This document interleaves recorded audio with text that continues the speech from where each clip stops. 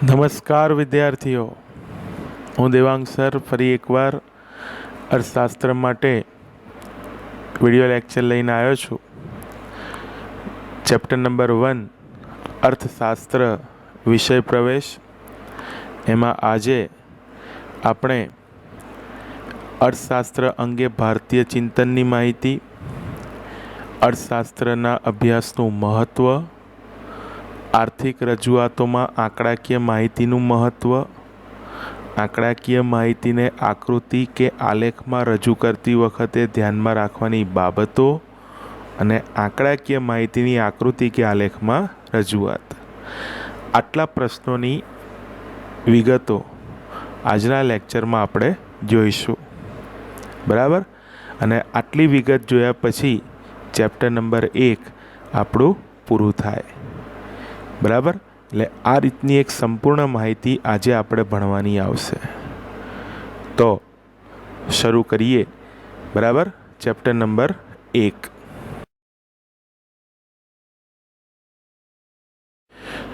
Screen ઉપર એક નવો સવાલ તમારા માટે ટૂંકનો જ છે. અર્થશાસ્ત્ર અંગે ભારતીય ચિંતનની માહિતી આપો. શરૂ કરીએ. ભારતીય સંસ્કૃતિનો ઇતિહાસ આશરે 5000 વર્ષોથી પણ વધુ જૂનો છે, જેમાં માનવ જીવનના ઘણા પાસાઓનો અભ્યાસ અને માર્ગદર્શન જોવા મળે છે. બરાબર? ભારતીય સંસ્કૃતિનો ઇતિહાસ લગભગ 5000 વર્ષ જૂનો છે, જેમાં માનવ જીવનના ઘણા બધા પાસાઓ જોવા મળે છે. બરાબર? અગત્યની વાત, માનવીએ મુખ્ય 4 પુરુષાર્થ કરવાના હોય છે, જેમાં ધર્મ, અર્થ, કામ અને મોક્ષ આ 4 બાબતોનો સમાવેશ થાય છે. ધર્મ, અર્થ, કામ અને મોક્ષ આ 4 બાબતોનો સમાવેશ થાય છે, જેમાંથી અર્થશાસ્ત્રને અર્થ માટે થતી પ્રવૃત્તિ સાથે લેવા દેવા છે. અર્થશાસ્ત્રને અર્થ માટે થતી પ્રવૃત્તિ સાથે લેવા દેવા છે. બરાબર? એટલે આવી વાત. માનવીએ પોતાના જીવનમાં 4 પુરુષાર્થ કરવાના: ધર્મ, અર્થ, કામ અને મોક્ષ. બરાબર? કંઈક મેળવવાની અપેક્ષા સાથે કરવામાં આવતી પ્રવૃત્તિ એ અર્થપૂર્ણ પ્રવૃત્તિ છે. કંઈક મેળવવાની અપેક્ષા સાથે કરવામાં આવતી પ્રવૃત્તિ એ અર્થપૂર્ણ પ્રવૃત્તિ છે. આશરે 2500 વર્ષ પહેલાં શ્રી કૌટિલ્યએ, એમનું આખું નામ છે વિષ્ણુગુપ્ત કૌટિલ્ય, તમારી જાણકારી માટે, જેને આપણે ચાણક્ય તરીકે ઓળખીએ છીએ, એમણે પોતાના પુસ્તક, એટલે કે એમણે તો ગ્રંથ લખ્યો હતો, એમણે પોતાના અર્થશાસ્ત્ર નામના ગ્રંથમાં માનવીની આર્થિક પ્રવૃત્તિ અંગેનું ચિંતન રજૂ કર્યું હતું. બરાબર? તેમના મતે અર્થશાસ્ત્ર એટલે, વ્યાખ્યા આવશે, ધ્યાન આપજો, કૌટિલ્યએ રજૂ કરેલી: મનુષ્યની વૃત્તિ અર્થ છે, મનુષ્યના વસવાટવાળી ભૂમિ અર્થ છે, તેવી પૃથ્વીના લાલન પાલનના ઉપાયો દર્શાવતું શાસ્ત્ર એટલે અર્થશાસ્ત્ર. બરાબર? શ્રી કૌટિલ્યના મતે મનુષ્યની વૃત્તિ અર્થ છે, મનુષ્યના વસવાટવાળી ભૂમિ અર્થ છે, તેવી પૃથ્વીના લાલન પાલનના ઉપાયો દર્શાવતું શાસ્ત્ર એટલે અર્થશાસ્ત્ર. બરાબર? આવી વિગત આપણને ખબર પડવી જોઈએ. બરાબર? તો આ કૌટિલ્યએ રજૂ કરેલી એક વ્યાખ્યા થઈ. બરાબર? અર્થશાસ્ત્ર અંગે કૌટિલ્યએ રજૂ કરેલી વ્યાખ્યા થઈ, એટલે આપણને ખબર પડવી જોઈએ. બરાબર? કૌટિલ્યએ પોતાના ગ્રંથમાં રાજાશાહી, રાજ્ય વ્યવસ્થા અને કૃષિ પ્રધાન અર્થવ્યવસ્થાને ધ્યાનમાં રાખીને આર્થિક બાબતોનું માર્ગદર્શન રજૂ કર્યું છે. એટલે કૌટિલ્યએ મનુષ્યના 4 જે કંઈ પણ પુરુષાર્થ છે એ તો છે જ. બરાબર? પણ એમાં અર્થશાસ્ત્ર વિષયની વાત આવે તો એમાં અર્થ એક એવા પ્રકારનો પુરુષાર્થ છે કે તેની સાથે, બરાબર, અર્થશાસ્ત્રને લેવા દેવા છે. અર્થશાસ્ત્ર નામનો ગ્રંથ લખનાર કૌટિલ્ય, એમણે એ ગ્રંથમાં રાજાશાહી, રાજ્ય વ્યવસ્થા, કૃષિ પ્રધાન અર્થવ્યવસ્થા આ બધી બાબતોને ધ્યાનમાં રાખી અને આર્થિક બાબતોનું એક સુંદર માર્ગદર્શન રજૂ કર્યું છે. તો અહીંયા આપણી સામે એક ટૂંકનોટ પૂરી થઈ અર્થશાસ્ત્ર અંગે ભારતીય ચિંતનની માહિતી. બરાબર, તો આવી એક વિગત આવે.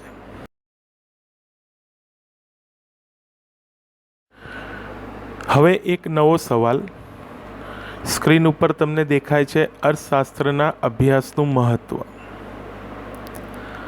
આજનો યુગ આર્થિક યુગ છે, તેથી આર્થિક બાબતોના અભ્યાસ માટે અર્થશાસ્ત્રનું મહત્વ વધતું જાય છે, જે આપણે નીચે મુજબ દર્શાવી શકીએ. કોર્નરમાં તમને એક વિગત દેખાશે. અર્થશાસ્ત્રનું મહત્વ 3 રીતે મહત્વ આવશે. બરાબર, વ્યવહારિક મહત્વ, આર્થિક મહત્વ, વ્યવસાયિક મહત્વ. બરાબર, ફરી એકવાર હું કહું, વ્યવહારિક મહત્વ, બરાબર, આર્થિક મહત્વ અને વ્યવસાયિક મહત્વ. આ અર્થશાસ્ત્ર વિષયના મહત્વ છે. બરાબર છે. તો 3 મહત્વની વિગત વિશે આપણે ચર્ચા કરવાની આવશે. બરાબર, હવે મુખ્ય મુદ્દો આવે છે એ વ્યવહારિક મહત્વ. એમાં 2 મુદ્દા છે, આંતરરાષ્ટ્રીય ઘટના અને ઐતિહાસિક ઘટના. પહેલા આંતરરાષ્ટ્રીય ઘટના.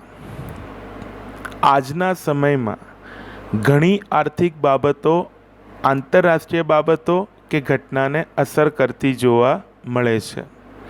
દાખલા તરીકે, શા માટે અમેરિકા સુપર પાવર છે? કયો દેશ સામ્યવાદી છે? ખનિજ તેલના ભાવ કેમ વધઘટ થાય છે? તો આ બધા ઉદાહરણ આંતરરાષ્ટ્રીય ઘટના સાથે જોડાયેલા છે અને એની સમજણ માટે અર્થશાસ્ત્રનું મહત્વ જરૂરી છે. બરાબર. બીજો મુદ્દો ઐતિહાસિક ઘટનાઓ. અર્થશાસ્ત્રના અભ્યાસથી જ આ ઐતિહાસિક રાજકીય ઘટનાક્રમ સમજી શકાય છે. દાખલા તરીકે, તેજાના મરી મસાલાના ભાવ વધ્યા, તેથી ઇંગ્લેન્ડના વેપારીઓએ ઈસ્ટ ઇન્ડિયા કંપનીની સ્થાપના કરી અને તે કંપની ભારતમાં વેપાર કરવા આવી અને પછી એણે શાસન કર્યું. તો આવી બધી બાબતોની જાણકારી પણ આપણને અર્થશાસ્ત્રના અભ્યાસ પરથી મળે છે. બરાબર, એટલે આવી વાત. ટૂંકમાં વ્યવહારિક મહત્વમાં 2 મુદ્દા, આંતરરાષ્ટ્રીય ઘટનાઓ અને ઐતિહાસિક ઘટનાઓ. બરાબર. તેવી જ રીતે મુખ્ય મુદ્દો બી આર્થિક મહત્વ. એમાં પહેલો મુદ્દો છે રોજિંદા વ્યક્તિગત નિર્ણયોમાં અભિનેતા, ડૉક્ટર, ગાયક, વકીલ, શિક્ષક વગેરે સીધી રીતે આર્થિક પ્રવૃત્તિમાં જોડાયેલા હોય છે, જેથી પોતે આવક મેળવી ખર્ચ કરીને વધેલી આવકનું ક્યાં રોકાણ કરવું, આવા આર્થિક નિર્ણયો, બરાબર, એમાં અર્થશાસ્ત્ર ઉપયોગી છે. ટૂંકમાં અભિનેતા, ડૉક્ટર, ગાયક, વકીલ, શિક્ષક, તમે એને વાણિજ્યના પોઈન્ટ ઓફ વ્યૂથી જોશો ને, તે બધા વ્યવસાયી વ્યક્તિઓ છે. એ લોકો પોતાના રોજિંદા નિર્ણયો લેવા હોય કે આવક મેળવવાની, ખર્ચ કરવાની, એમાંથી વધેલી આવકનું ક્યાં રોકાણ કરવું, આ તમામ આર્થિક નિર્ણયોમાં, બરાબર, અર્થશાસ્ત્ર ઉપયોગી છે. બરાબર, એટલે રોજિંદા વ્યક્તિગત નિર્ણયોમાં અર્થશાસ્ત્રનું એક મહત્વ રહેલું છે. ઠીક છે.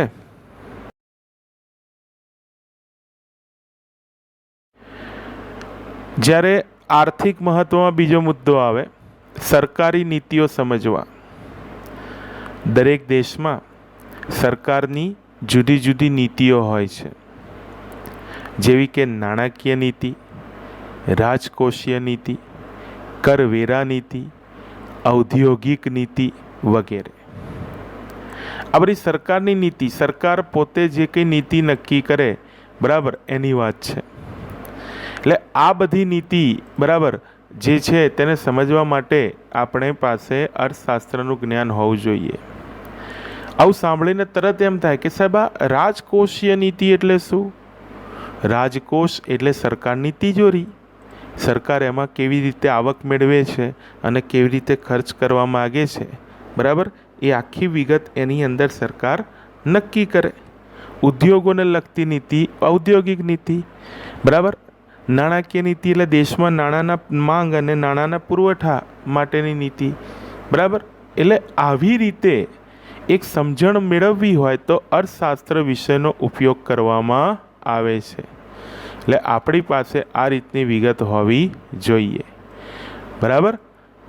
તો આ થયું આર્થિક મહત્ત્વ, બરાબર. આર્થિક મહત્ત્વમાં આપણે બે વિગત જોઈ. રોજિંદા વ્યક્તિગત નિર્ણયોમાં અર્થશાસ્ત્રનો ઉપયોગ છે અને સરકારી નીતિઓ સમજવા માટે પણ અર્થશાસ્ત્રનો ઉપયોગ છે, બરાબર. અને છેલ્લે મુખ્ય મુદ્દો સી, વ્યવસાયિક મહત્ત્વ. ખર્ચ, આવક, માંગ, પુરવઠો, ઉત્પાદન વગેરે જેવી અર્થશાસ્ત્રના અભ્યાસ ક્ષેત્રમાં આવતી બાબતો તમામ વ્યવસાયો સાથે સીધી કે આડકતરી રીતે સંકળાયેલી હોય છે. તેથી અર્થશાસ્ત્રનું વ્યવસાયિક મહત્ત્વ પણ રહેલું છે તેમ કહી શકાય. ખર્ચ, આવક, માંગ, પુરવઠો, ઉત્પાદન વગેરે જેવી અર્થશાસ્ત્રના અભ્યાસ ક્ષેત્રમાં આવતી બાબતો તમામ વ્યવસાયો સાથે સીધી કે આડકતરી રીતે સંકળાયેલી હોય છે. તેથી અર્થશાસ્ત્રનું વ્યવસાયિક રીતે મહત્ત્વ રહેલું છે તેમ આપણે કહી શકીએ. તો વિદ્યાર્થીઓ, અહીંયા એક જવાબ પૂરો થાય. સ્ક્રીન ઉપર તમે જોઈ શકો છો કે એક વિગત તમારા માટે રજૂ કરવામાં આવી રહી છે, જે આપણે ભણ્યા અર્થશાસ્ત્રનું મહત્ત્વ, વ્યવહારિક મહત્ત્વ, આર્થિક મહત્ત્વ અને વ્યવસાયિક મહત્ત્વ, બરાબર. તો આવી એક વિગત આપણે ધ્યાનમાં રાખવાની, બરાબર. તો અહીંયા ગાડી જવાબ પૂરો થાય, બરાબર. જવાબનું નામ અર્થશાસ્ત્રનું મહત્ત્વ, બરાબર.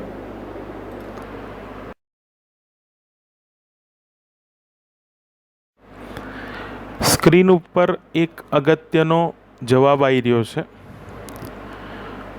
આર્થિક રજૂઆતોમાં આંકડાકીય માહિતીનું મહત્ત્વ સમજાવો. તો આર્થિક રજૂઆતોમાં આંકડાકીય માહિતીનું મહત્ત્વ નીચે મુજબ દર્શાવી શકાય. સ્ક્રીન ઉપર એક વિગત તમને હું બતાવું છું, કારણ કે જવાબમાં કુલ 4 મુદ્દા આવશે. યાદ રાખો, તમને સ્ક્રીન પર નીચે દેખાશે, યાદ રાખો તું સીધસ મુદ્દા મોડે કરવા છે. તું એટલે તુલનાત્મક અભ્યાસ માટે. સી એટલે સિદ્ધાંતોની આધારભૂતતામાં વધારો. દ એટલે દશા અને દિશાના વલણો જાણવા. સ એટલે સંક્ષિપ્તમાં રજૂઆત માટે, બરાબર. ટૂંકમાં આપણે આખો જવાબ 4 મુદ્દામાં તૈયાર કરીશું. તો સીધસ તું એટલે તુલનાત્મક અભ્યાસ માટે. સી એટલે સિદ્ધાંતોની આધારભૂતતામાં વધારો, બરાબર. દ એટલે દશા અને દિશાના વલણો જાણવા. અને સ એટલે સંક્ષિપ્તમાં રજૂઆત માટે, બરાબર. આ રીતની વિગત આપણા માટે છે, ઠીક છે. તો પહેલો મુદ્દો આવે તુલનાત્મક અભ્યાસ માટે. જોઈએ, આંકડાકીય માહિતીનો ઉપયોગ તુલનાત્મક અભ્યાસ માટે ખૂબ ઉપયોગી સાબિત થાય છે. સ્થળ અને સમયની રીતે તુલના આંકડાઓ દ્વારા કરી શકાય છે. સરખામણી એટલે તુલના. ભારતમાં જ 1951ની તુલનામાં 2015માં આર્થિક ક્ષેત્રે જે પરિવર્તનો થયા તો તે સમયની રીતે તુલના કહેવાય. અને જો એ અન્ય દેશોમાં થયેલા પરિવર્તનોની સાથે તુલના થાય તો તે સ્થાનની રીતે તુલના કહેવાય. એટલે આ આપણે સમજવાની વાત, બરાબર. ટૂંકમાં તુલના કરવા માટે આંકડાકીય માહિતી ઉપયોગી છે. આર્થિક રજૂઆતોમાં બરાબર. તુલના કરવા માટે આંકડાકીય માહિતી ઉપયોગી છે. આ તુલના બે રીતે થાય, એક સમયની રીતે તુલના થાય અને એક સ્થાનની રીતે તુલના થાય. બરાબર. 2 વર્ષોની માહિતીની તુલના તો સમયની તુલના, 2 જુદા જુદા દેશોની સાથેની તુલના તો એ સ્થાનની રીતે તુલના. તો આવી એક વિગત આવે. હવે મુદ્દા નંબર 2, સિદ્ધાંતોની આધારભૂતતામાં વધારો. 2 આર્થિક ચલ વચ્ચેના કાર્યકારણના સંબંધને તપાસવામાં આવે છે અને સિદ્ધાંતો રજૂ કરવામાં આવે છે. આધારભૂત રજૂઆત માટે આંકડાકીય માહિતીની જરૂર પડે છે, જેમ કે કિંમત અને માંગનો સંબંધ સમજાવવા માટે. બરાબર. કૌંસમાં મેં આપ્યું છે વ્યસ્ત સંબંધ, કારણ કે આપણને ખબર છે, અથવા તો તમને ખબર હોય કે ના હોય તો હું કહી દઉં કે વસ્તુની કિંમત અને માંગ વચ્ચે વ્યસ્ત સંબંધ હોય. કિંમત વધે તો માંગ ઘટે, કિંમત ઘટે તો માંગ વધે. પણ આવું બોલીએ ને તો થોડુંક કોમ્પ્લિકેટેડ લાગે, પણ એને આંકડા દ્વારા રજૂ કરી દીધું હોય ને તો આપણે એની સ્પષ્ટતામાં વધારો કરી શકીએ. એ સ્પષ્ટતા વધી એટલે સિદ્ધાંતોની આધારભૂતતા વધી. તેવું જ બીજું એક ઉદાહરણ છે નફા અને ઉત્પાદન વચ્ચેનો સંબંધ. તો નફા અને ઉત્પાદન વચ્ચે સીધો સંબંધ છે. નફો વધશે તો ઉત્પાદન વધશે, નફો ઘટશે તો ઉત્પાદન ઘટશે. તો આવી વાતોને આંકડા દ્વારા રજૂ કરી હોય ને ત્યારે એની આધારભૂતતામાં વધારો થાય છે. બરાબર. હવે અગત્યનો મુદ્દો, દશા અને દિશાના વલણો જાણવા. સમગ્ર અર્થતંત્ર કે તેના કોઈ એક ક્ષેત્રના વલણો કયા પ્રકારના છે, કઈ દિશાના છે, તે આંકડાઓ દ્વારા જાણી શકાય છે. બરાબર. ફરી એકવાર, સમગ્ર અર્થતંત્ર કે તેના કોઈ એક ક્ષેત્રના વલણો કયા પ્રકારના છે, કઈ દિશાના છે, તે આંકડાઓ દ્વારા જાણી શકાય. દાખલા તરીકે, રાષ્ટ્રીય આવકમાં ખેતી ક્ષેત્રનો હિસ્સો ઘટી રહ્યો છે. રાષ્ટ્રીય આવકમાં, બરાબર, ખેતી ક્ષેત્રનો હિસ્સો ઘટી રહ્યો છે. અર્થતંત્રમાં નાણાંનો પુરવઠો વધી રહ્યો છે. તો આવા 2 ઉદાહરણો આપણને શીખવાડે છે કે દશા અને દિશાના વલણો કેવા. જેમ કે રાષ્ટ્રીય આવકમાં ખેતી ક્ષેત્રનો હિસ્સો એ દશા અને ઘટી રહ્યો છે એ દિશા. તેવી જ રીતે અર્થતંત્રમાં નાણાંનો પુરવઠો એ દશા, વધી રહ્યો છે એ દિશા. તો આવી વિગત આપણને ખબર પડવી જોઈએ. બરાબર. અને છેલ્લો મુદ્દો, સંક્ષિપ્તમાં રજૂઆત માટે. આર્થિક અભ્યાસોમાં લાંબા વર્ણનો કરતાં આર્થિક બાબતોની સંક્ષિપ્ત અને પ્રતીકાત્મક રજૂઆત માટે આંકડાકીય માહિતી અને આલેખો ખૂબ મહત્ત્વના છે. સામાન્ય માણસ પણ આવી રજૂઆતોને સરળતાથી સમજી શકે છે. ટૂંકમાં આખું પેજ ભરીને માહિતી આપી હોય એને તમે ખાલી આંકડા દ્વારા રજૂ કરી દો તો તમે બહુ સ્પષ્ટ અને સંક્ષિપ્ત રજૂઆત કરી શકો છો. બરાબર. તો અહીંયા ગાડી આપણે જે વિગત પૂરી કરી એને કહેવાય આર્થિક રજૂઆતોમાં આંકડાકીય માહિતીનું મહત્ત્વ. બરાબર. પહેલાં જ કહી દીધું, તુસ્સી 10 કરીને આપણે મુદ્દા યાદ રાખીએ તો આપણને યાદ રાખવામાં સરળતા ઊભી થશે. બરાબર. તો અહીંયા ગાડી પ્રશ્નનો જવાબ આપણે પૂરો કર્યો. બરાબર. આર્થિક રજૂઆતોમાં આંકડાકીય માહિતીનું મહત્ત્વ. ઠીક છે.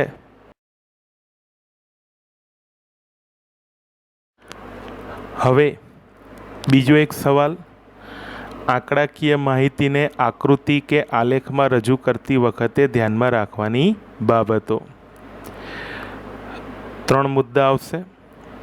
પહેલો મુદ્દો, વિશ્વસનીય પ્રાપ્તિ સ્થાન.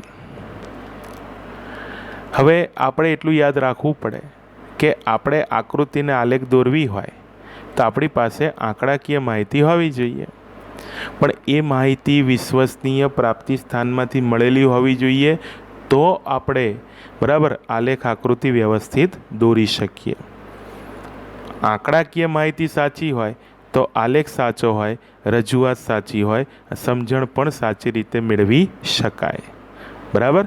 જુઓ, આંકડાકીય માહિતીના પ્રાપ્તિ સ્થાનો વિશ્વસનીય અને સર્વસામાન્ય હોવા ઈચ્છનીય છે, કેમ કે તેના પરથી જ કેટલાક તારણો અને સિદ્ધાંતોને તારવવામાં આવે છે. ખાસ કરીને ભારતમાં રાષ્ટ્રીય સર્વે, વિશ્વ બેંકના અહેવાલો, કેન્દ્રીય આંકડાકીય સંસ્થા જેને અંગ્રેજીમાં CSO સેન્ટ્રલ સ્ટેટિસ્ટિકલ ઓર્ગેનાઇઝેશન કહેવામાં આવે છે, વગેરેની આંકડાકીય માહિતીને વિશ્વસનીય ગણવામાં આવે છે. ફરી એકવાર, આંકડાકીય માહિતીના પ્રાપ્તિ સ્થાનો વિશ્વસનીય અને સર્વસામાન્ય હોવા ઈચ્છનીય છે, કેમ કે તેના પરથી જ કેટલાક તારણો અને સિદ્ધાંતોને તારવવામાં આવે છે. ખાસ કરીને ભારતમાં રાષ્ટ્રીય સર્વે, વિશ્વ બેંકના અહેવાલો, કેન્દ્રીય આંકડાકીય સંસ્થા, આ બધા વિશ્વસનીય પ્રાપ્તિ સ્થાનો ગણવામાં આવે છે. બરાબર. હવે મુદ્દા નંબર 2, સ્વતંત્ર અને આધારિત અથવા પરતંત્ર ચલ.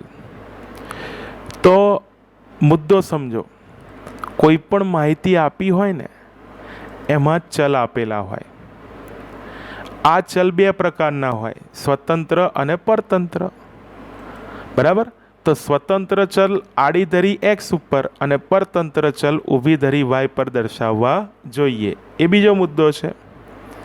જોઈએ શું છે. 2 કે તેથી વધુ ચલો વચ્ચેનો સંબંધ આલેખ કે આકૃતિ દ્વારા રજૂ કરતી વખતે ધ્યાનમાં રાખવું કે સ્વતંત્ર ચલ આડી ધરી x પર અને પરતંત્ર ચલ ઊભી ધરી y પર દર્શાવવા. દાખલા તરીકે, દેશ, વર્ષ, વરસાદ એ સ્વતંત્ર ચલ છે, જ્યારે આવક, ઉત્પાદન, વસ્તી વગેરે આધારિત ચલ એટલે પરતંત્ર ચલ છે. એટલે તમે સમજી જાઓ કે દેશ, વર્ષ, વરસાદ જે છે એ x ધરી પર દર્શાવી શકાય અને આવક, ઉત્પાદન, વસ્તીની આંકડાકીય માહિતી y ધરી પર દર્શાવી શકાય. બરાબર. એટલે આવી વાત. હવે મુદ્દા નંબર 3, સ્કેલ માપની પસંદગી કરવી અથવા પ્રમાણ માપની પસંદગી કરવી. બરાબર. આંકડાકીય માહિતીને આકૃતિ કે આલેખમાં વ્યવસ્થિત રીતે રજૂ કરતી વખતે યોગ્ય સ્કેલ માપ લેવું જરૂરી છે. આકૃતિ કે આંકડાકીય માહિતીને આકૃતિ કે આલેખમાં રજૂ કરતી વખતે વ્યવસ્થિત સ્વરૂપે રજૂ કરવા માટે યોગ્ય સ્કેલ માપ લેવું જરૂરી છે. દાખલા તરીકે 2 સેન્ટીમીટર બરાબર 10 વર્ષ માપ લેવાય તો આપેલ વર્ષની માહિતીમાં 50 વર્ષ એમ જુદી જુદી 5 માહિતીને દર 2 સેન્ટીમીટરે અથવા દર 2 સેન્ટીમીટરના અંતરે દર્શાવવું જોઈએ. ઘણીવાર વિશાળ સ્વરૂપની આંકડાકીય માહિતી આપેલી હોય ત્યારે તે પ્રમાણે યોગ્ય સ્કેલ માપ લઈ તેની સચોટ રજૂઆત કરી શકાય. બરાબર. તો અહીંયા એક જવાબની વિગત પૂરી કરી. આંકડાકીય માહિતીને આકૃતિ કે આલેખમાં રજૂ કરતી વખતે ધ્યાનમાં રાખવાની બાબત. 3 મુદ્દા: વિશ્વસનીય પ્રાપ્તિ સ્થાન, સ્વતંત્ર અને પરતંત્ર ચલ, સ્કેલ માપ અથવા પ્રમાણ માપની પસંદગી કરવી. બરાબર. આવી એક ચર્ચા આવે.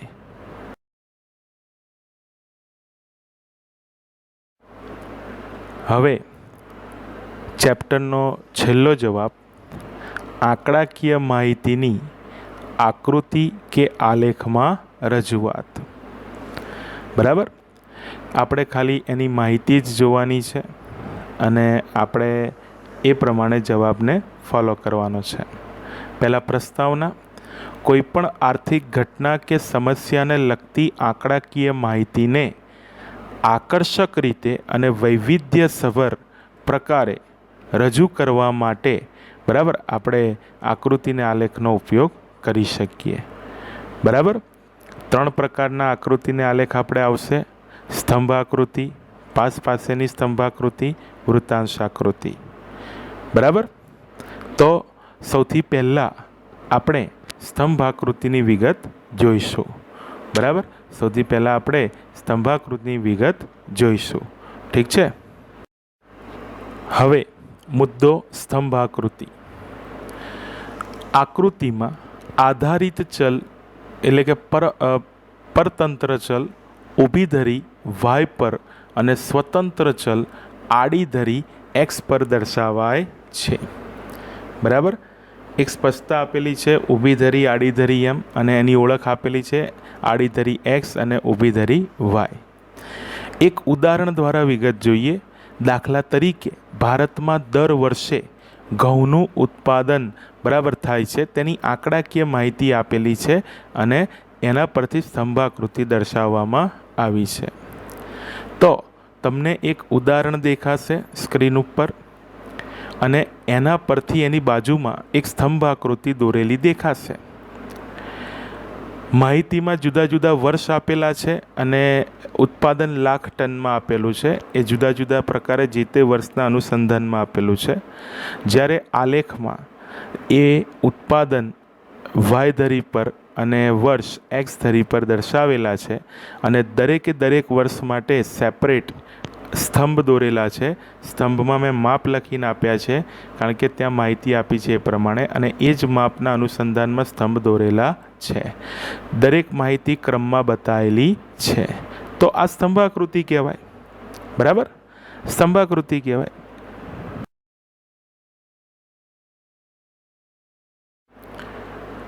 હવે મુદ્દા નંબર 2, પાસ પાસેની સ્તંભાકૃતિ. બરાબર, મુદ્દા નંબર 2, પાસ પાસેની સ્તંભાકૃતિ. બરાબર, દરેક જણ એ માહિતીને ધ્યાન રાખે કે જેથી કરીને આપણે સમજી શકીએ. જ્યારે સ્વતંત્ર ચલ 1 અને આધારિત ચલ 2 કે તેથી વધુ હોય ત્યારે પાસ પાસેની સ્તંભાકૃતિમાં દર્શાવાય. સ્વતંત્ર ચલ 1 હોય અને આધારિત ચલ 1 થી વધારે 2 કે તેથી વધારે હોય ત્યારે તે પાસ પાસેની સ્તંભાકૃતિમાં દર્શાવાય. નીચેની માહિતી પરથી પાસ પાસેની સ્તંભાકૃતિ બરાબર આપણે દોરી શકીએ. ગુજરાતમાં અક્ષર જ્ઞાનનું પ્રમાણ આપેલું છે, જુદા જુદા વર્ષ આપેલા છે. બરાબર, અને પુરુષ, સ્ત્રી અને કુલ એમ જુદી જુદી માહિતી આપેલી છે. અને એના આધારે બાજુમાં તમે જોઈ શકો છો કે આપણે બરાબર એક પાસ પાસેની સ્તંભાકૃતિ દર્શાવેલી છે. બરાબર, તો પુરુષની માહિતી છે, સ્ત્રીની માહિતી છે ને કુલ આ 3 છે ને એ સેપરેટ છે, અલગ અલગ છે. ગુજરાતની કુલ વસ્તીમાં અક્ષર જ્ઞાનનું પ્રમાણ બરાબર, પછી ગુજરાતની કુલ સ્ત્રી વસ્તીમાં અક્ષર જ્ઞાનનું પ્રમાણ અને ગુજરાતની કુલ પુરુષ વસ્તીમાં અક્ષર જ્ઞાનનું પ્રમાણ. તો આવી એક વિગત આપણને આપવામાં આવી છે. બરાબર, તે જે આપણને ખબર પડવી જોઈએ. બરાબર, ખાસ ધ્યાન રાખજો, અગત્યની ચર્ચા છે. બરાબર, કે સ્વતંત્ર ચલ 1 હોય, આધારિત ચલ 2 કે તેથી વધારે હોય ત્યારે આપણે જે આકૃતિ કે આલેખ દોરવાનો થાય તે પાસ પાસેની સ્તંભાકૃતિ કહેવાય. બરાબર, એટલે ખબર પડવી જોઈએ. એટલે આવી એક વાત. બરાબર, આઈડિયા આવવો જોઈએ. ઠીક છે. તો આ થઈ પાસ પાસેની સ્તંભાકૃતિની વાત. બરાબર, હવે ત્રીજો પ્રકાર વૃત્તાંશ આકૃતિ. બરાબર, એનો અર્થ આપણે ખાસ મોઢે કરીએ. સમગ્ર વર્તુળ એક સમષ્ટિ છે અને તેના ભાગ એક બાબત છે તે દર્શાવતી આકૃતિ એટલે વૃત્તાંશ આકૃતિ. બરાબર, આ ખબર પડવી જોઈએ. આ એકદમ ઇઝી વિગત છે, એમાં કોઈ નવી વિગત છે નહીં. ફરી એકવાર, સમગ્ર વર્તુળ એક સમષ્ટિ છે, તેના ભાગ એક બાબત છે. તે દર્શાવતી આકૃતિ એટલે વૃત્તાંશ આકૃતિ. નીચે તમે એક માહિતી જોઈ શકશો. ક્ષેત્ર 3 ક્ષેત્રો આપેલા છે, બરાબર. ખેતી, ઉદ્યોગ ને સેવા, અને એના ટકા આપેલા છે 13.9, 26.2 અને 59.9. હવે આ માહિતી પરથી તમે જોઈ શકો છો બાજુમાં એક વૃત્તાંશ આકૃતિ દોરીને આપેલી છે, બરાબર, કે જે 3 ક્ષેત્રોની ટકાવારીને રજૂ કરે છે. તો એ પ્રમાણેની ચર્ચા આપણે આની અંદર કરવાની થાય, બરાબર. એક વ્યવસ્થિત વૃત્તાંશ આકૃતિ દ્વારા એની રજૂઆત આપેલી છે. તો અહીંયા આંકડાકીય માહિતીની આકૃતિને આલેખમાં રજૂઆતવાળો સવાલનો જવાબ પૂરો થાય અને ચેપ્ટર નંબર 1ની બધી વિગતો અહીંયા ગાડી પૂરી થાય, બરાબર. તમારી જાણકારી માટે પહેલા ચેપ્ટરમાં આવતી બધી જ માહિતી, બધા જ પ્રશ્નો મેં અહીંયા પૂરા કર્યા, બરાબર. તો આજના વિડીયો લેક્ચરમાં આટલી જ માહિતી, બરાબર. ટૂંકમાં અત્યાર સુધી તમે વિડીયો લેક્ચરમાં જે કંઈ ભણ્યા એ પહેલા ચેપ્ટરની વાત.